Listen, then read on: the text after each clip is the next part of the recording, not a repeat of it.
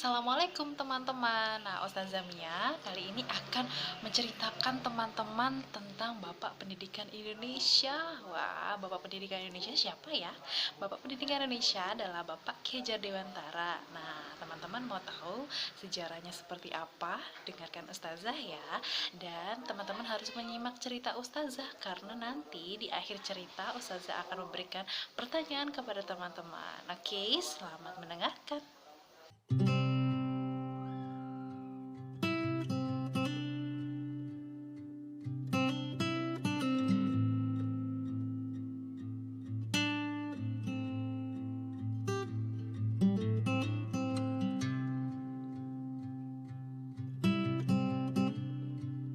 Ki Hajar Dewantara lahir pada tanggal 2 Mei 1889 dari lingkungan Keraton Yogyakarta dengan nama Raden Mas Suwardi Suryo Diningrat. Sebagai golongan ningrat, Suwardi mendapatkan hak untuk mengenyam pendidikan yang layak oleh kolonial Belanda. Setelah menamatkan ELS, yaitu Sekolah Dasar Belanda, Suwardi meneruskan pendidikannya ke Stovia. Namun, pendidikan tersebut tidak berhasil dia selesaikan akibat sakit. Setelah tidak berhasil menyelesaikan pendidikannya, Suwardi mengawali karirnya sebagai wartawan dengan mengirimkan tulisan-tulisannya ke berbagai surat kabar. Suwardi tergolong sebagai penulis yang handal. Tulisan-tulisannya komunikatif, tajam, dan patriotik, sehingga mampu membangkitkan semangat anti-kolonial bagi pembacanya. Bergabung dengan organisasi Budi Utomo 1908 bersama Douws Dekker dan Dr. Cipto Mangunkusumo yang kemudian dikenal dengan tiga serangkai yang mendirikan Indische Partij yang merupakan partai politik utama beraliran nasionalis. Namun, partai tersebut tidak mendapatkan badan hukum dari pemerintah kolonial Belanda karena dianggap dapat membangkitkan dan menentang kolonial Belanda. Kemudian, pada November 1913 membentuk komite sebagai tandingan komite Belanda yang bermaksud merayakan 100 tahun bebasnya negeri Belanda dari penjajahan Prancis. Suwardi melancarkan kritikannya melalui salah satu tulisan yang cukup terkenal, yaitu Als ik een Nederlander was, yang isinya adalah sekiranya aku seorang Belanda, aku tidak akan menyelenggarakan pesta-pesta kemerdekaan di negeri yang telah kita rampas sendiri kemerdekaannya.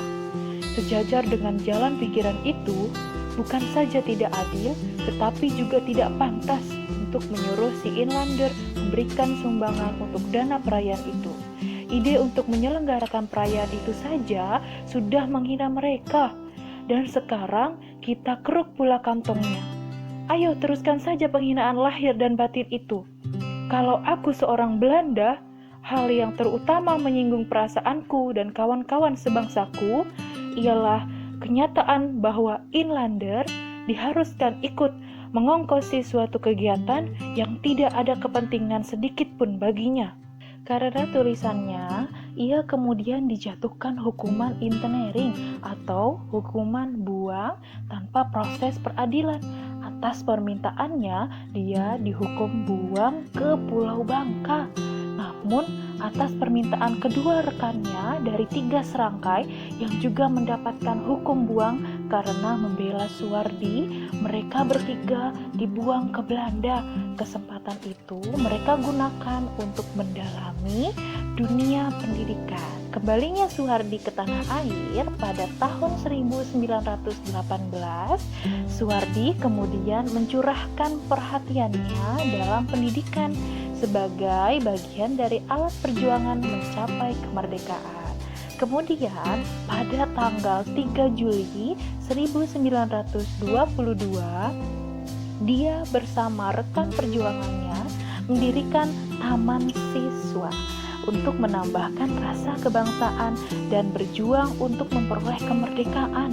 Di tengah keseriusannya mencurahkan perhatian di dunia pendidikan, Suwardi tetap menuliskan tentang pendidikan dan kebudayaan berwawasan kebangsaan. Melalui tulisan-tulisan tersebut, dia berhasil meletakkan dasar pendidikan nasional Indonesia.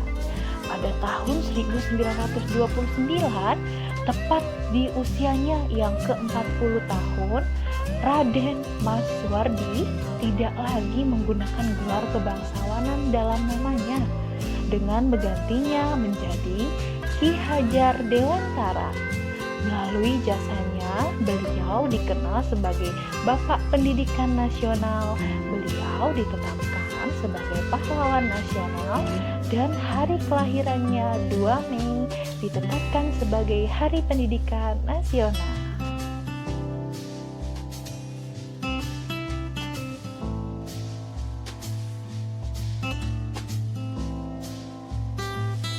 Nah, teman-teman, gimana ceritanya? Seru kan? Nah, sekarang Ustazah mau bertanya kepada teman-teman. Pertanyaan yang pertama, tanggal berapa Bapak Ki Hajar Dewantara dilahirkan? Pertanyaan yang kedua, Ustazah mau menanyakan, sebelum dipanggil Bapak Ki Hajar Dewantara, beliau dipanggil dengan sebutan nama titik titik titik. Siapa ya yang memperhatikan cerita Ustazah pasti tahu. Oke, selamat menjawab.